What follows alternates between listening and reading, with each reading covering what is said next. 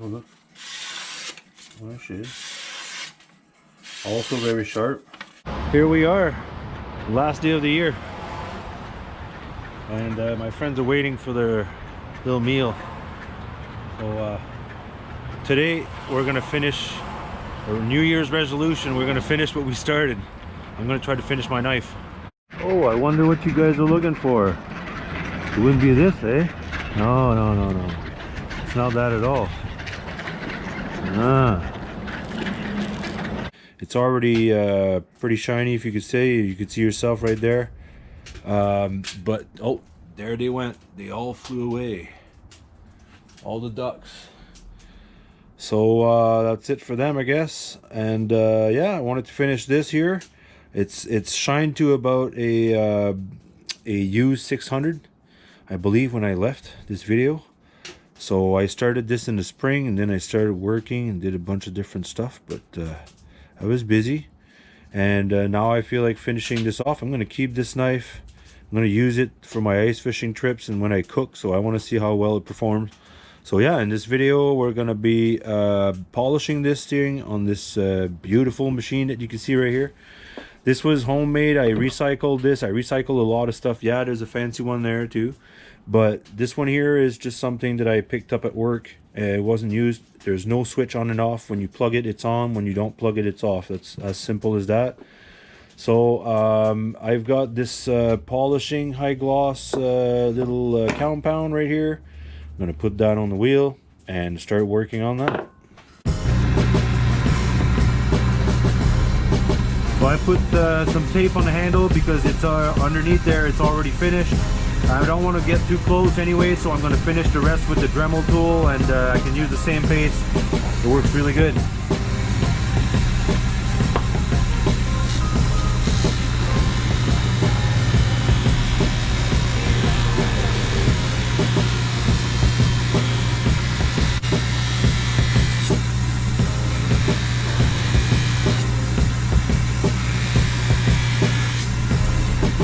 can tell it's already starting to look good.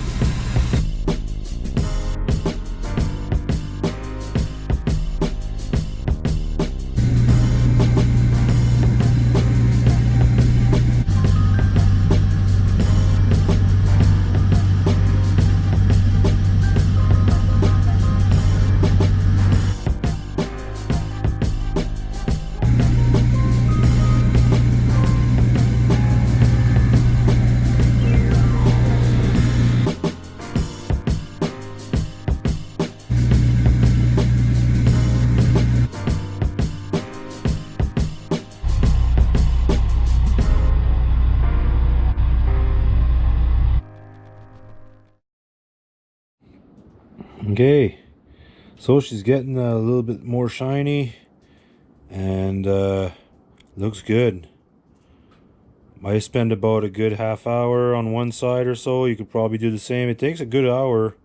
I imagine it would take less if you bring your blade up to like 1,000 or something like that. I believe this was a 800. I'll take my words. I don't think it was a 600, but I brought it to about 800 and then I use 800 at the end, so it's not as abrasive. So oh, this blade looks really good. I'm gonna keep going at it a little bit. Decided to take a break. It gets on your shoulder and neck, so you take a little break, you go and do more, and we'll come back.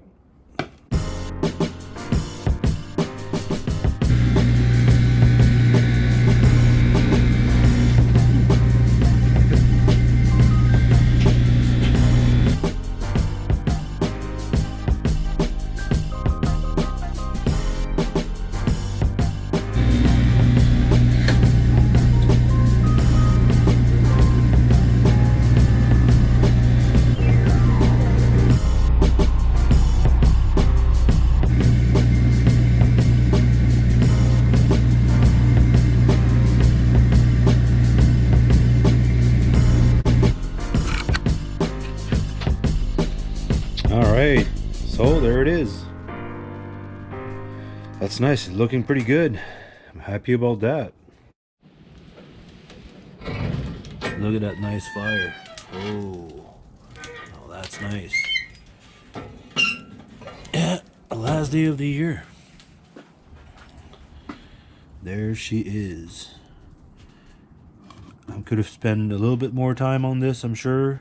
Could have taken every single scratch out of it, but you know, perfection. If you're trying to achieve too much perfection, you're not gonna want to do anything else. So yeah, what I can do is take this off and I'll show you what the whole knife look like.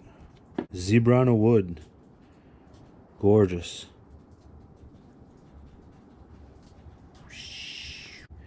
All the lines on this match on the back. There she is. It's going to be my knife that I'm going to use to cook. It's going to be my kitchen knife. It might be even my ice fishing knife where I'm going to be cooking all kinds of stuff. So I'm going to try it out to see how it performs. But next, now we're going to go and give it a little bit of an acid etch, a really easy acid etch. And you do it with vinegar and a little bit of dish soap in a microwave. I'll show you that in a second. All you need is vinegar, right there, plain vinegar, which I already poured into this little cup. Make sure you put it into something you can stick it in the microwave. And what's going on with this is, by nature, vinegar is like, it's weird. It's not like water. It doesn't get stuff wet. It peels on your blade. So what you do with this, you take a little bit of dish soap. A few drops is good enough. A little bit there, maybe about 6 drops, maybe more. Just stir it. More or less, it doesn't matter. A little bit more, it's all right. So you put that in there, and then you stick it, maybe if you have a really strong microwave, maybe like 15 seconds or 20 seconds, and you wait. Because if not, if you put too much, you're gonna end up with bubbles in your microwave. So rubbing alcohol, you dab a lot on there, and you wipe out. You take all the stuff from when I actually ended up polishing it. See, there was some dirt on there and some residue from the compound. You could take another spot where it's clean inside, you just bend it again, and then you re-clean it. Make sure you take all the stuff off. Okay, so once you start, you don't stop. The trick is to always keep it wet. So you wet it up on one side, wet it up on the other side, and then you keep going. And the warmth of your vinegar is really what's gonna help it.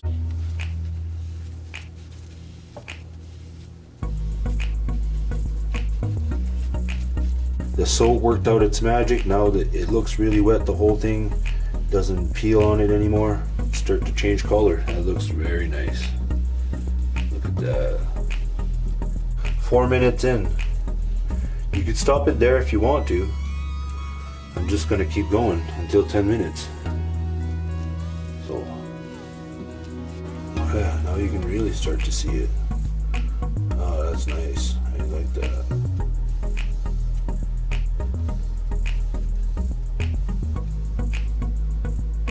Wow.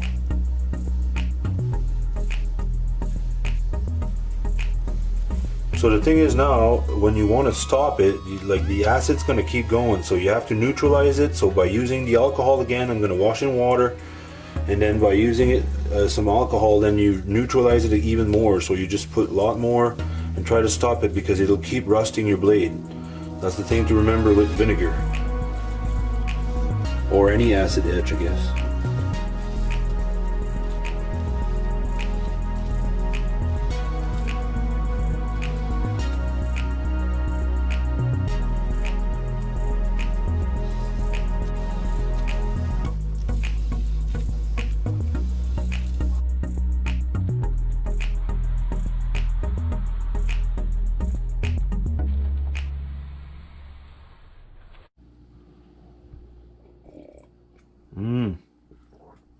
Cheers.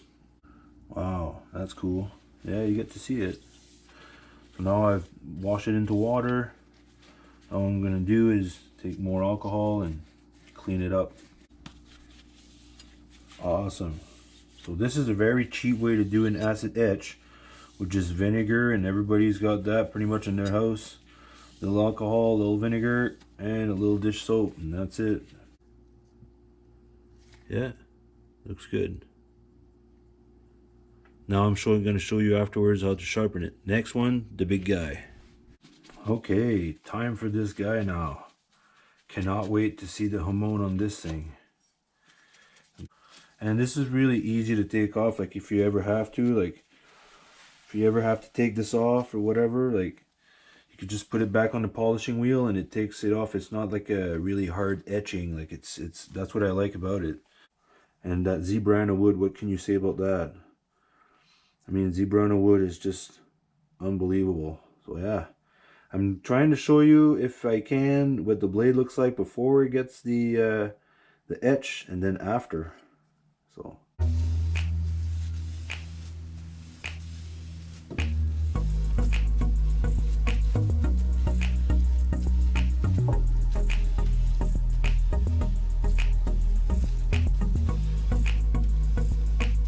wow, this is so cool. Another 5 minutes to go. There's even going to be a little bit more details coming out of this, but I already like the look of it.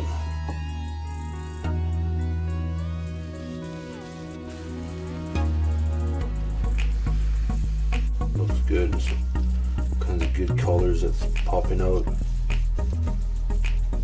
When I polish, you have to put it back on the polishing wheel just a little bit, but not too much. That's the fine line between making your etch and going overboard. That looks good to me. I'll stop it right there and then wash it up, and then I'll put some alcohol on it, and then I'll show it to you guys.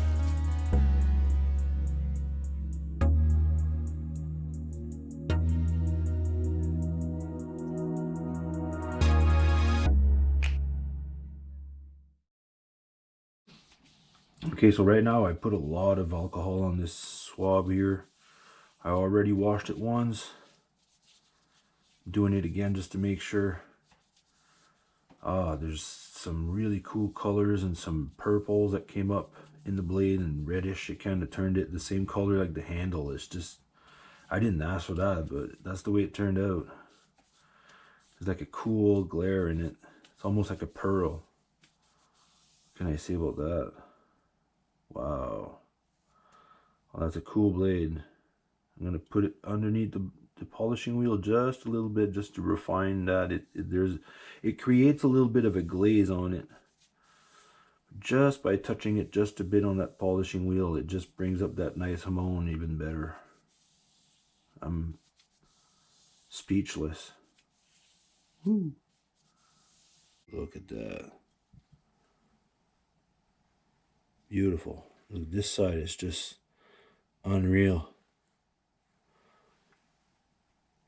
You can really see where that line was. Looks really good. All right. Now I'm going to show you after this. I'm going to clean up a little bit around, then I'll show you how to sharpen these bad boys. If you're using stones, my friends, you're in the stone age. Because this is the new age right here. This is called, it's pretty much the same thing, except it's a diamond stone. Diamond is, I don't know how to say it, it's 5 times faster than you'll ever have any stone. It doesn't get rounded when you use it too much. It doesn't get rounded. And it's just, I don't know, it peels it right off, as you could feel it just hugging in. This one is a plate that I got. It's about 30 bucks. I have a different model here. I also really like this model because it does stay on the table a little bit higher. You can use it, and I probably will use it for this knife too. Just wanted to show you guys. This thing here, it's got a few different, oh, right there, a few different size. You got the 400, 6, 200, and 3. So you got a lot of life out of this thing. Also 30 bucks. So, and they last for a long time. I've made actually full knives, like shaped the whole blade pretty much on one of these, and it's still working. So they will get a little bit sharp at the first, and then when you start using them, they get really nice. You can use them wet, you can use them dry. I use them dry. I don't use anything on it. You can use water, anything you want. I just like it dry because it makes a powder. You can just basically blow it right off the stone. You can see it appearing. Very cool. If I could try to show you a few tricks, the best trick is not to move your wrist. Once you try that angle, you found that angle, don't move it around, because if you move it around what it's going to do if people go like that and then they go like this and then they go like that, what it does is let me show you here, your edge is going to go from like this and it's going to go like that. It's going to go rounded. You don't want it rounded. A lot of people will make it and it's going to be on a 45 kind of deal, and 45 is not really an efficient angle of cutting. You'll have an edge, you know, on it. You can cut stuff, yes, but to go into like hard vegetables or stuff like that, you know, you're gonna find that it's not gonna go in. I like to have like maybe like a 20 degree or something like that. I use the Lansky, I use them all. I use all the different stones you can find, and I can tell you right now, I will never go back to a regular stone. If I'm really stuck somewhere, I'll use a sandpaper, I'll put it flat on a table, and you know that table is nice and flat, and I like it when it's flat. You want it. A lot of times when I do, I'll use even like a speedy sharp, and I'll take that edge, make it round like that, I'll take those shoulders, I'll bring it back straight, and then you just touch it back with that diamond plate, you're good to go. I'll show you a few things here, try to make this quick. So you want to always look like there's always like a shadow underneath your blade, like right on your edge here. It's hard for me to show you, but you can see a little line. You bring it until you don't see that line anymore. Once you find that angle, keep that wrist locked and you just move it like, you know, just like robot style. You can go back and forth if you want, but just don't go past that edge, because then you're going to fall off or something and you're going to scratch it. So you don't want to scratch your edge. You don't want to scratch your blade. I mean, look at that nice blade. That's it. So I'm going to show you right here. I'll just start to do it and you figure it out. First time I've ever sharpened this knife, starting with a 400. You lock your arms, you lock everything solid. You stay solid.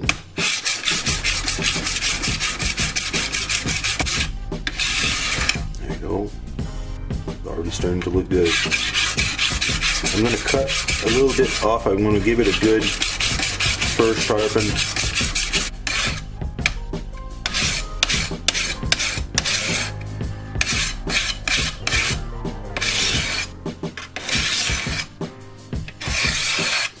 It's almost like you're trying to cut that stone really, really thin. Always keep that nice angle, and it's going to really get to that fine edge that you're looking for.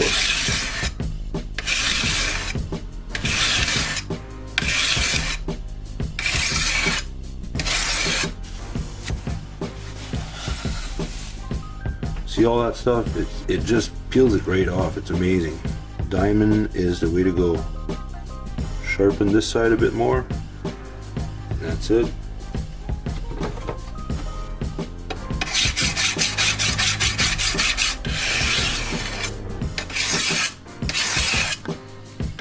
By doing what I'm doing, two strokes on one side, 2 strokes on the other side, it's like your finishing touch. You go very nicely, barely touch that. You can take it on the 800 too. This one's got a 240 grid on one side and it's got an 800 grid on the other side. Right now I'm just finishing this fine edge. We'll see after that how much it does in cutting paper.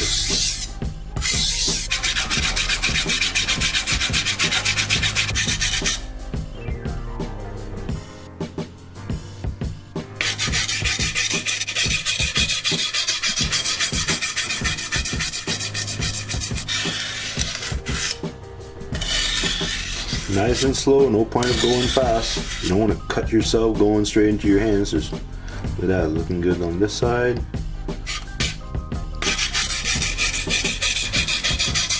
You can see on here all the metal that it shaved right off, so it's very effective. And I didn't do it for too long either. So it gives it a really nice edge. Let's see if this cuts well. Oh. Whoa. Promising. Wow.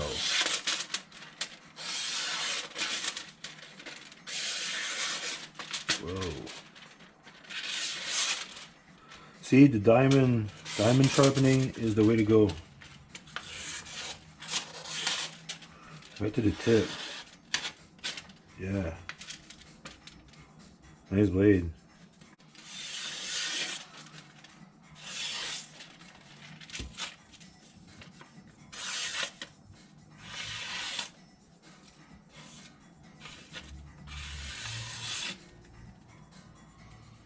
Very nice. Let's try the second one. Oh, look. Oh, there she is. Also very sharp. Wow. It should be good. So good. Good show. These knives should be really good. This one here is another one that I made. Just gorgeous with a horseshoe again. And man, the hamon on this is just amazing. Look at how it turned out. I hope you guys can see that. Very nice. Let's see if it cuts. Oh, I believe it does. This is an amazing knife. Wow. Pretty easy. Right to the tip. Try the tip. Oh yeah. Oh yes.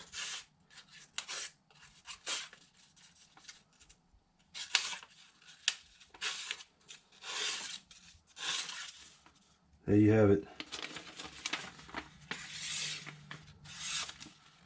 Beauty. I always put a little bit of peanut oil or vegetable oil or something on there. Don't put any butter with salt because you're gonna basically you can make your blade rust. So that's it. Well, I hope you guys enjoyed this video, and Happy New Year's to everyone. 2021 is here soon. Last day today, 2020. There you go, Kindred. All those little orange lights, man. Cheers.